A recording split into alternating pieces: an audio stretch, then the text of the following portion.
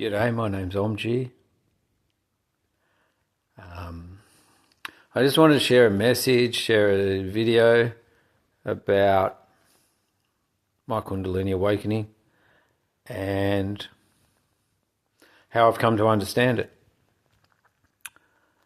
So I'm of the opinion that I had a full Kundalini awakening that transcended the koshas in the yoga philosophy, and I attained the goal of jnana yoga. So through the process of intuitive knowledge or self-inquiry, without anyone to lead me, a vague interest in the Chinese energy of qi that flows through the meridians, and just looking at coincidence in life. I didn't have a guru, wasn't even interested in yoga, never heard of Kundalini, didn't want to feel better, had quite a good life. But everything culminated on the 12th of July 1998 as I followed the coincidences and had two mystical experiences. The mystical experiences, my hand moved without effort to indicate for me to turn the car a certain way. And the other one, I experienced what they call spontaneous noli. This happened at the same time that, according to the yoga philosophy, they've got three granthis, one in your diaphragm around the Manipura chakra called Brahma Granthi, one in your throat called Vishnu Granthi, and one in the third eye between the Agnya chakra and Sahasrara chakra, and that's called Rudra Granthi. And when duality ceases to exist and the Kundalini is fully awakened and the Ida and Pingala are balanced, the brain hemispheres are balanced, and you systematically move through the koshas, then you transcend all dualistic dimensions and land in an experience called the Anandamaya kosha, which is the dimension of bliss. I personally haven't had any negative consequences from that experience, and it was 100% spontaneous. The only negative consequence that I've experienced is within the cultural integration and either polarising people or having a perception that's quite invalidating to the general populace. I've got nothing to sell. I don't want anything from you. My life's dedicated to the Sanskrit alphabet now, because I'm of a believer that we function simultaneously in three different planes or three different dimensions. Let's say that we're the equivalent of ice, water and steam, the physical, the invisible, and the part that doesn't change, the causal. So you've got the physical realm, the subtle realm, and the causal realm. I'm a radiographer by profession, so I take x-rays.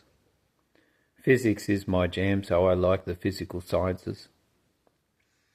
And I like the invisible components of my being, both the dense physical components, the invisible components that are what known as gross and subtle, even thoughts and electronic impulses that move along my neurological systems and axons,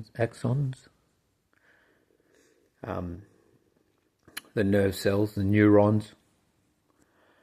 I'm also interested in the invisible, the subtle plane, where it is said, according to the yoga philosophy, to involve two lots of prana, the sukshma prana, the subtle prana of the nadis and the chakras, and the denser pranas of the stula prana, which is known as the pranavayus. Pranavayus greatly intrigue me. because no one mentions them.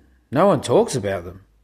But my spontaneous Norley experience is documented to happen simultaneously at the time that a person's Kundalini is awakened and they transcend the dualistic realms. There is an experience where at times the prana vayus are reversed. The apana, which normally goes upwards, no, that's the one for excretion, normally goes downwards from the navel down. The apana reverses and goes upwards. The samana, instead of going from side to side, turns towards the centre, towards the navel. The prana, which normally is responsible for inspiration and moves upwards, reverses and turns downwards. So those three prana vayus, when reversed, they are known and documented to cause the experience of simultaneous Norley. So it took me 7 years to contextualise that. I've written 4 books as a part of the What on Earth is Kundalini series. I've got 560 videos on the YouTube channel. What do you put in? You put in Google at the Kundalini channel. That'll get you there. And then I'm building a temple dedicated to the Sanskrit alphabet, because basically the Sanskrit alphabet is what I've understood to be the most precise way to tap into the causal realm and utilise the invisible aspect of myself to harmonise my experience so I can simultaneously integrate my experience in the denser realms through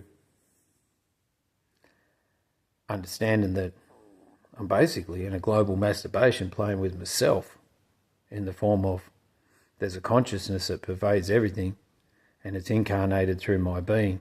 And then, we get into another story now. There's something called the heart yantra, which is, this is a lot, isn't it? So, in the heart, there's a heart yantra. In the sukshma prana, the upside down triangle and the triangle up the right way. It's also the same as the Star of David on the Jewish flag. It's also similar to the Merkabah of the Melchizedekian philosophy. And if you look at Metatron's cube, it's exactly the same. So there's a resonance in the core of my being that creates life as a feedback loop. So that's what I mean by playing with myself. That resonance actually creates my experiences in the form of life. There you go. So I'm building a temple. I've also filmed a Goli Yoga documentary at the Kumbh Mela, just returned from the second Kumbh Mela that I've attended, and don't want anything from you, but that's my story to do with my Kundalini awakening. I hope it makes sense. I probably won't participate in this group a lot. Maybe I'll come to a meeting or two, and I wish everyone the best. The resources I can provide are basically my YouTube channel and the books, but I don't mind if you use them or you don't. If life leads you to my stuff, then that's good, but I'm not here to plug myself or do anything but be of service. Like my saver is service to Devanagari, the abode of the gods, the font, the frequencies and the sounds of the Sanskrit alphabet. There you go. Peace and love. Jai Shiva Shambho. Om Namah Shivaya. Hara Hara.